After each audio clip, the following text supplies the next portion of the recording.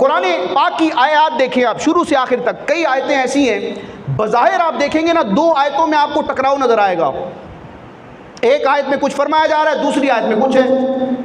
تو کیا اللہ تبارک و تعالیٰ کا کلام آپس میں ٹکرا رہا ہے؟ بلا تشبیہ بلا تمثیل ایک سمجھدار بندہ ایک بات کرے، کچھ لمحے بعد وہ دوسری بات کرے اور اس کی اپنی بات اس کی بات کی نفی کر رہی ہو، تو کہا جائے گا اس کی عقل میں فطور ہے، اس کی اپنی بات سے اس کی اپنی بات کا رد ہو رہا ہے، یہ اس کی عقل کا قصور ہوگا۔ تو کیا رب تبارک و تعالیٰ کے لیے بندے مومن یہ گمان رکھے گا کہ رب کا کلام آپس میں ٹکرائے؟ قرآن تو ہدایت دینے کے لیے آیا، کنفیوز کرنے کے لیے نہیں آیا۔ حضور علیہ الصلوۃ والسلام کی احادیث دیکھیں، کئی احادیث ایسی ہیں آپ کو ایک حدیث میں کچھ حکم ملے گا، دوسری میں کچھ ملے گا، تو کیا معاذ اللہ حضور کی تعلیمات اور فرامین آپس میں ٹکرا رہے ہیں؟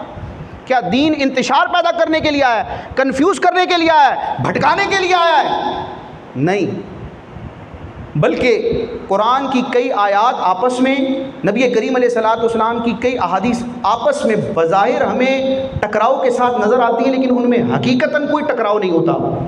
مسئلہ یہ ہوتا ہے کہ ایک مسئلہ بیان کیا گیا، ایک کام کیا گیا، کچھ عرصے کے بعد حکمت تبدیل ہوئی، اس کام اس بات کے عمل میں لانے کا وقت مکمل ہوا، اب اللہ رسول کی طرف سے کوئی دوسرا حکم دے دیا گیا، اور اب کہہ دیا گیا کہ وہ پہلا عمل تھا ٹھیک، تھا دین، تھا ہدایت، اور جنہوں نے اس وقت تک کیا بالکل درست تھا، لیکن اب اس پر عمل نہیں کرنا، اس کو درست سمجھتے ہوئے عمل اب اس بعد والے پر کرنا ہے۔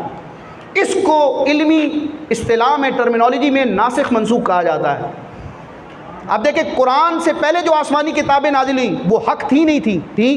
ہمارا ان تمام کتابوں پر ایمان ہے، جو تبدیلی ہوئی ہے اس پر ہمارا ایمان نہیں، جو اللہ نے نازل کی تھی نبیوں پر، کتابیں اور صحائف، سب پر ہمارا ایمان ہے۔ ایک کتاب کا بھی انکار کریں گے تو دار اسلام سے خارج ہو جائیں گے۔ لیکن بتائیں، تورات کو مانتے ہیں لیکن اس کے احکام پر عمل کر سکتے ہیں ہم؟ نہیں کر سکتے۔ انجیل پر ہمارا ایمان ہے، اس پر عمل کر سکتے ہیں؟ کیوں؟ وجہ یہ ہے کہ قرآن نے ان تمام کو منسوخ کر دیا۔ منسوخ کا مطلب یہ نہیں ہے کہ پچھلی غلط تھی، پچھلی درست تھی، لیکن ان پر عمل کرنے کا وقت مکمل ہو گیا۔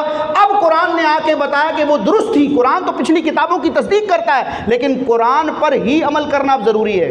تصدیق سب کی جائے گی، عمل قرآن پر کیا جائے گا، کیونکہ یہ ناسخ ہے، وہ منسوخ ہے۔ تو اسی طرح قرآن کی آیتوں میں بھی، حدیثوں میں بھی، اور آیتوں حدیثوں میں بھی ناسخ منسوخ کا کانسیپٹ موجود ہے، کیونکہ اگر اس کانسیپٹ کو نہ مانا جائے تو پھر قرآن و حدیث کے ٹکراؤ کو کون ختم کرے گا؟ پھر تو دین ایک معمہ بن کر معاذ اللہ رہ جائے گا، جس کو حل کرنے کے لیے پھر بندہ تگ و دو کرتا رہے۔ وہ حل کب کرے گا، عمل کب کرے گا؟